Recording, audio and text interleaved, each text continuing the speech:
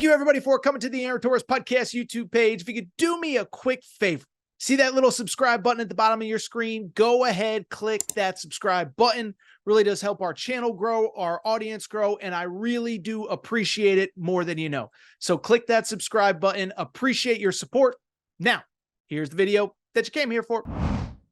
And do one of our Friday college hoops recruiting updates. By the way, if you can see in the background, I'm actually in Vegas speaking at an NIL event today. If you follow the YouTube channel or the podcast, you know we did a Tony Bennett reaction from some weird hotel ballroom yesterday. But like I said, you know, every Friday for probably about the last 2 months, we've been doing these college hoops recruiting updates every single Friday, and you guys and girls love them. Now, admittedly, we're going to do something a little bit different today. Over the last couple of weeks, we've kind of done the weekend preview, who's going to visit where. UConn's hosting this guy. Kansas is hosting these guys. Indiana's hosting this group of guys. Well, this week, it's a little bit of a quieter weekend. I think part of it is the fall is kind of ramping down. Big football weekends are still going on, but as we get closer to the basketball season, I think the recruiting weekends are going down, but then also schools are just getting ready for the season ahead. So there really aren't a ton of big visits this weekend. There are a few, which we'll get into, but I bring it up because what I want to do is a follow-up to a segment that we did over the summer. Over the summer, it was probably late July, early August, right after Peach Jam. We did a segment projecting where every five-star player would commit in the 2025 recruiting class. Now, things have changed since then. A couple guys have committed. Cameron Boozer to Duke, Darius Acuff to Arkansas. But as we get deeper into the fall, as some of these guys are set to commit in the coming weeks, I figured it would be best to do a follow-up here and make projections on where I believe every single five-star will end up. Worth noting, by the way, I'm going to use the 24/7, rankings. So if there's a guy that you're mad that I didn't include, forgive me. I'm just going off what 24/7 Sports says. Let's go down, and I'm going to project where every single one of these guys ends up. Let's start. Number one player in America. You know him. You've heard me talk about him basically all summer long. It's AJ Dybantsa, 6'9", two-way player, super athletic, defends his butt off, plays super hard, number one player in America, and obviously a very fascinating recruitment, okay? Over the last couple of weeks, he has taken all of his visits. If you remember, it was right around September 1st. He cut his list to 7, has visited all 7 schools. Now, it's worth noting, last week there was a crazy report about NIL money. Listen, he's going to command a lot of NIL money. I'm not here to speculate on what other reports say or what the number is. NIL is going to be a factor, but that final 7, if I can do it off the top of my head, let's see if I can remember. It was BYU, Baylor, Kansas, Kansas State, Alabama, Auburn, and North Carolina. That's actually pretty good. I did that totally off the top of my head, I swear. Well, he's taken his visits, and it sounds crazy, and people are going to get mad at me for saying this. Still think it may be a tiny bit early to project where he ends up. His family has said he's not committing until February. I think they're going to kind of get a feel for, you know, 1, who has the NIL money, 2, what the roster is kind of looking like. And then I think 3, if you're looking at a school like BYU, what does the new staff, Kevin Young? I want to welcome a new sponsor to the Aaron Torres pod, Blue Chew. Fellas, remember back in the day when you were always ready to go? Well, things change. You got a lot on your mind. Your football team isn't very good. Well, here's the good news. That's where Blue Chew comes in. Blue Chew is an online service that delivers the same active ingredients as Viagra, Cialis, and Levitra, but at a fraction of the cost and in chewable form. To get started, it's so easy. Just go to BlueChew.com, consult with one of their licensed medical providers, and once you're approved, you'll receive your prescription within days. The best part, it's all done online. No awkward trip to the doctors, no waiting at the pharmacy, no stink eyes, no raised eyebrows, nothing. Thing is, though, I know a lot of you are probably wondering, Torres, does it actually work? Do you think I need to try it? Well, here's the deal. Try it for a month for free, and I think there will be no turning back, all right? You'll love it. Your partner is going to love it. Your football team may stink, but you'll be rocking like the 85 Bears between the sheets. So go ahead, try it out, and here is the great news. We have a special offer for listeners of the Aaron Torres pod. You can try Blue Chew for free when you use the code Torres at checkout. All you got to do is pay $5 in shipping. Go to BlueChew.com, use promo code Torres at checkout, You get Blue Chew for free for a free month, and you only have to pay $5 shipping. Again, visit BlueChew.com for more details and important safety information. Thank you to Blue Chew for sponsoring the Aaron Torres podcast, etc. Like, what does it look like on the court? How are they playing? Are they doing what they're saying? Are they having success, etc.? So I still think we're a little ways away in this one. Now, I would add, if I had to pick today, it's October 17th as I'm recording here, I probably would say BYU. Now, listen, BYU fans, I don't want you blowing me up and saying Torres promised anything. But at the same time, a couple things are factoring in nicely for BYU. First of all, it is worth noting, he's playing his high school ball in Utah. I don't think that's everything, but I don't think it's nothing either. Staff can get to all his games really easy, as opposed to Auburn or Alabama or whoever. So he's playing in Utah. I've said this many times. They are recruiting his high school teammate, JJ Mandaquit. They are the only school that is recruiting both. Now, I think JJ Mandaquit is a high major point guard, but I bring it up because we'll see how that relationship blossoms. They played with Team USA over the summer. And then on top of that, are high school teammates now. So if they get comfortable and BYU gets a commitment from JJ Mandaquit, it could be an X factor. So we'll see what happens. It's a little bit early. I still think we're probably 2 to 3 months away from a commitment. His dad said February. And as we've said all fall, a lot of these kids are going to wait to see how rosters shake out, what the recruiting class looks like. But if I had to guess right now, and I'm not putting it at 100%, I would put BYU in the driver's seat. We'll see, by the way. I think it'll be interesting who can make up ground and who, frankly, just loses ground in the coming weeks. AJ Dybantsa, number 1 player in America. If I had to predict, I would say BYU. Let's keep it going. Number 2 player in America, Cameron Boozer, did commit to Duke. We reacted to that last Friday. If you missed it, please go back and check it out. Let's get to the number 3 player in America, according to 24/7 Sports, Darren Peterson, who is set to commit in early November. Interesting player, 6'5", power guard. Listen, Darren Peterson is such a good player. And it's I don't think he cares, but I think in virtually any other class, he'd be the number 1 player in America. But because he's in the same class as AJ Dybantsa and Cameron Boozer, it's tough to kind of make a name for yourself in the recruiting world when you're Darren Peterson. I think it's also worth noting, listen, he played for the Adidas circuit, so he wasn't at Peach Jam, whatever. This kid is so good, man. 6'5", plays on the ball. I mean, he is what every NBA team is looking for in a lead guard: size, athleticism, skill, touch, passing, shooting, scoring, whatever. Anyway, his commitment is coming up in the next few weeks. I think it's going to be Kansas. His final list has Kansas, USC, Ohio State, a few others. He's originally from Ohio, excuse me. He now plays at Prolific Prep. And I do think, like, to the credit of Coach Muss and that USC staff, I think they've made up ground. I just think it's going to be hard for Kansas to not end up with this kid. First of all, it's always worth noting, he is an Adidas NIL kid. Not saying like literally has a signed contract with Adidas with NIL. I just think it makes it so hard to get him out of that Adidas orbit, especially when you have a school of Kansas's caliber. So we'll see what happens. Commitment coming up. He's from Ohio, but Ohio State, I think, was in the mix.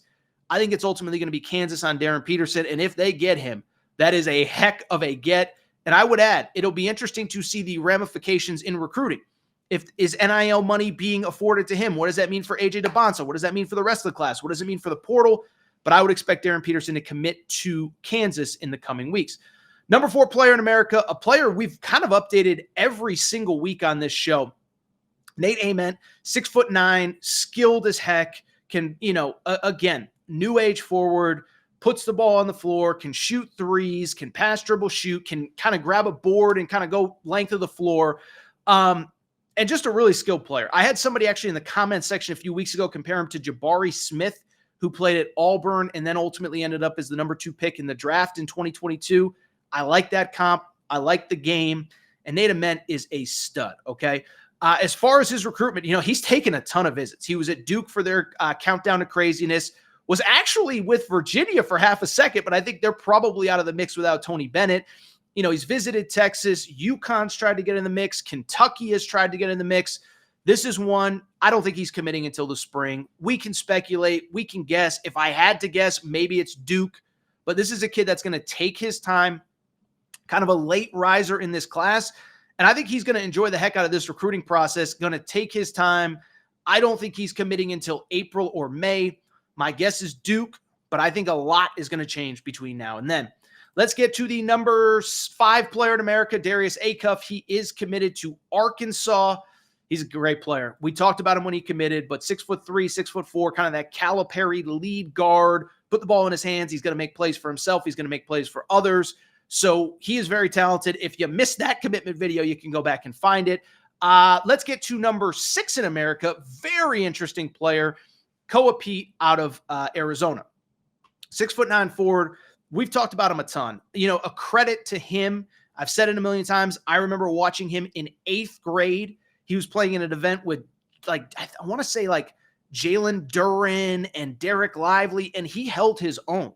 And so all throughout his high school career, he's been playing up. He's had success. He played on that Team USA team with Dybantsa, the Boozer twins.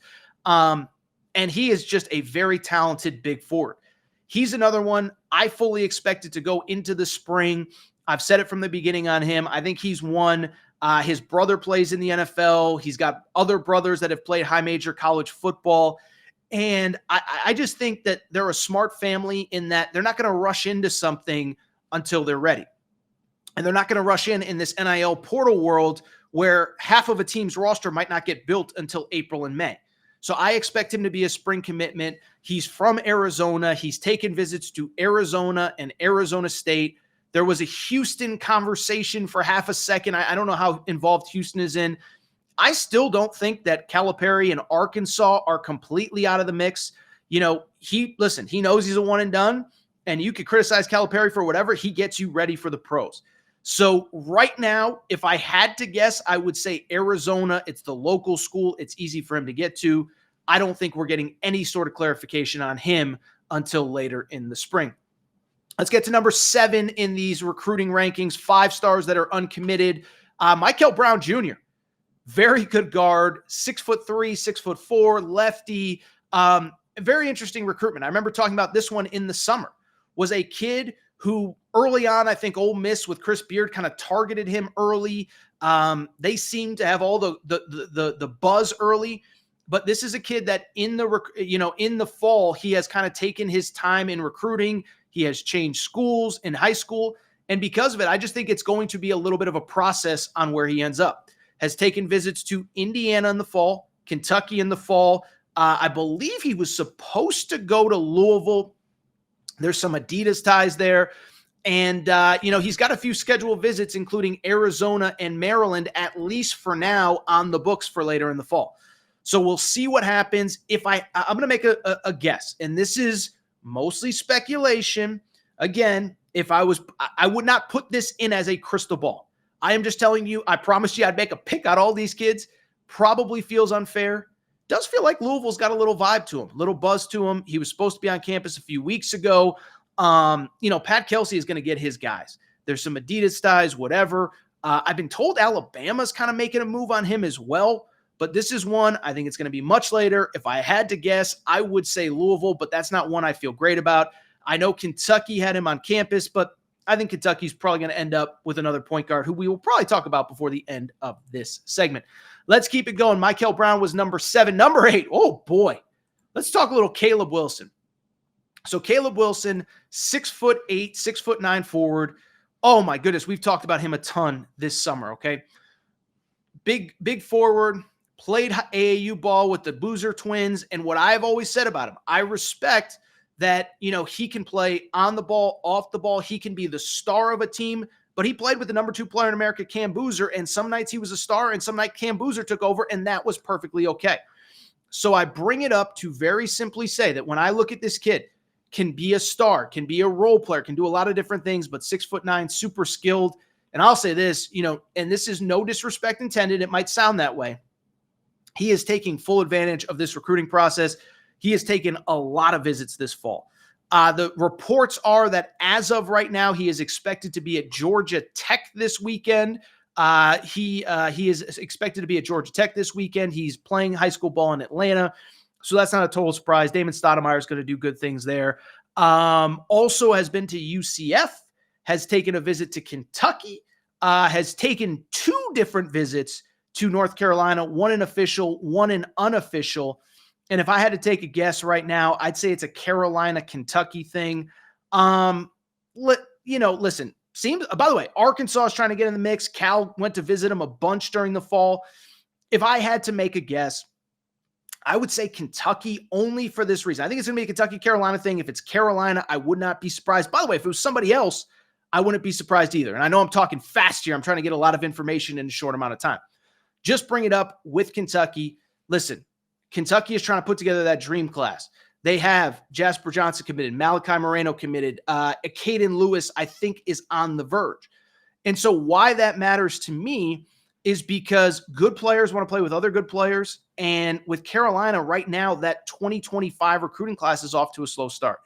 So Caleb Wilson, I don't know that there's a commitment date expected. I would say Kentucky. I would put that crystal ball. Like I said, I think it's a Carolina-Kentucky thing. I think there's still a lot to be figured out, but I would pick Kentucky, but it's not one that I feel like super great about. Speaking of not super great, Braden Bures, combo guard out of San Bernardino, California, not far from where I live. San Bernardino is about 20 minutes from where I live. 6'3", 6'4", gets to the rim. He's just a really fun player to watch. And it's interesting, a very quiet recruitment so far. Arizona was kind of believed to be in the driver's seat on him. He is sent, he's a West Coast kid. So, could a UCLA get in the mix? I don't know. Is expected to take a visit to Oregon next week. Also kind of worth noting, did take a visit to Alabama. During that, it was that Saturday when they played Georgia in football. That was a crazy recruiting weekend for Alabama. That was the weekend they had AJ Dybantsa on campus, Caleb Holt, who's one of the top players in 2026. So Braden Bures, listen, I think it's early. Like I said, he's visited SMU, he's visited Alabama, he's visited Arizona, is going to visit Oregon. I'd say Arizona. The other thing is Alabama's going to get their guys. Alabama's the number 2 team in the country in the preseason, coming off the Final Four. Nate Oates has real pull in recruiting. Don't want to say that I think Braden Bures is favored to go there, but I think they're going to have as good a chance as anybody. I'll say Arizona. Don't know that I feel super great about it, but this is a recruitment that I think is going to take a lot more twists and turns. Number 10. Oh, buddy. One of my favorite players in this class, Chris Sinak Jr., 6'10", from Louisiana, from New Orleans, playing at Link Academy.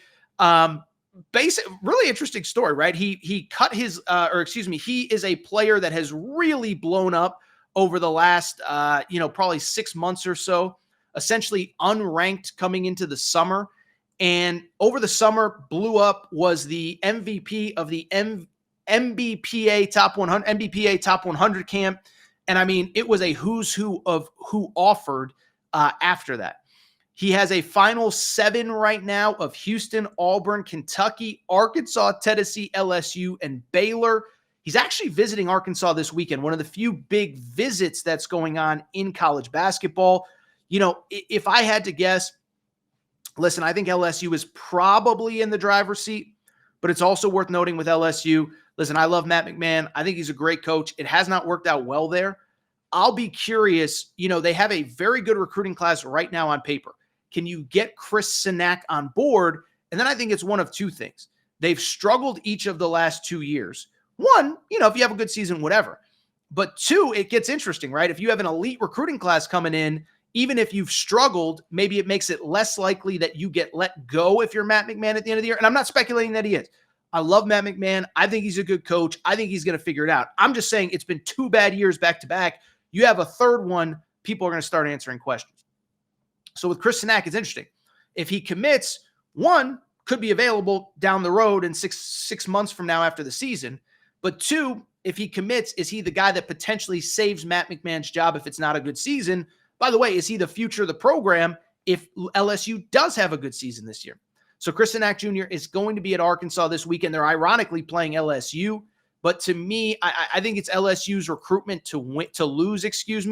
But I do think part of it is going to very simply come down to LSU's got to have a good season if they want to hold on to him.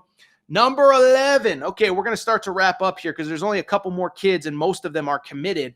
I'll try to be quick. We're 20 minutes in here. Good Lord. Excuse me. I think I got to sneeze. Might sneeze here live on camera, okay? Give me a second. Gonna sneeze. Excuse me. All right, I'm back. Good to be back. All right. Meleek Thomas, number 11 player in America. 6'4" guard, originally from Pittsburgh, now playing at Overtime Elite. Weird recruitment. Was originally everyone thought it was going to be UConn. You can find videos of me saying he'll end up at UConn over the summer.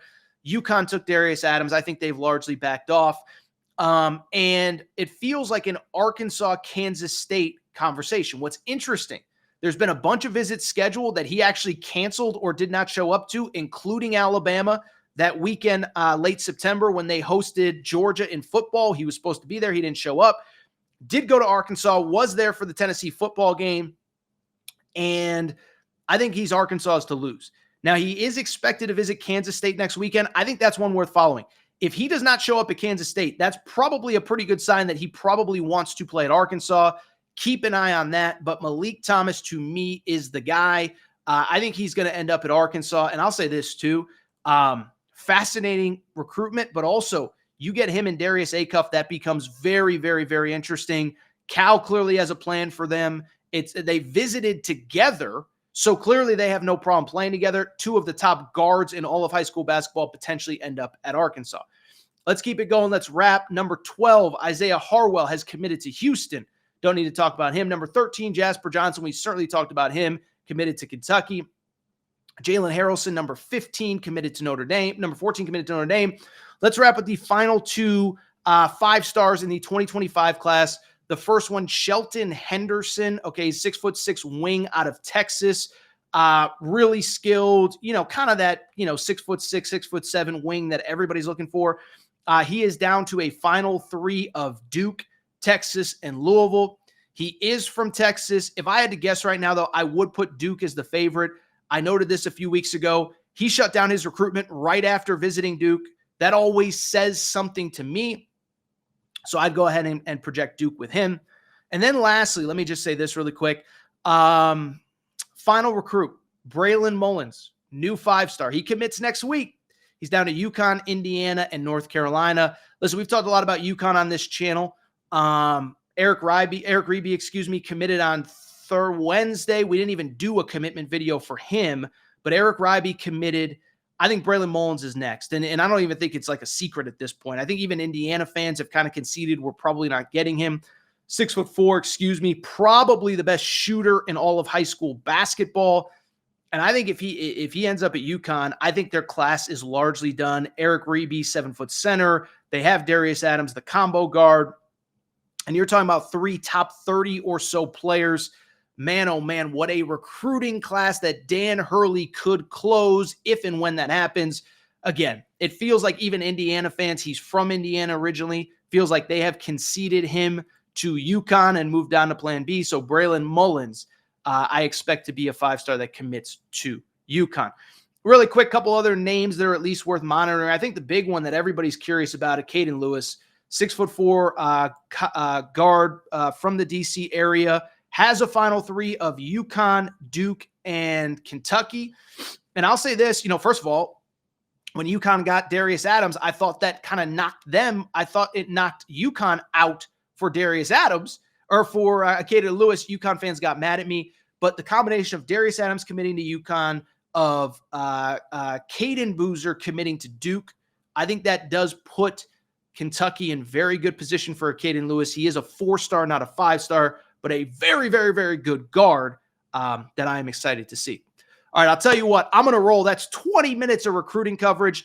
Do me a quick favor. Make sure you're subscribed. Subscribe to the podcast. I got to roll recruiting, basketball. It's the best. Hope you enjoy.